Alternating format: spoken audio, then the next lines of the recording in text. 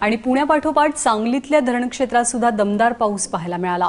सांगलीच्या चांदोली धरण क्षेत्रात जोरदार पाऊस होत असल्यामुळे चारही वक्राकार दरवाजे उघडण्यात आले आहेत। चांदोली धरणातून 4200 क्युसेक्स पाण्याचा विसर्ग सुरू झालाय।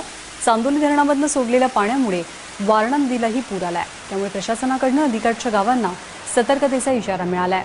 सध्या चांदोली धरणामध्ये 29.48 टीएमसी इतका पाणीसाठा असून चांदोली धरण 86% भरलंय।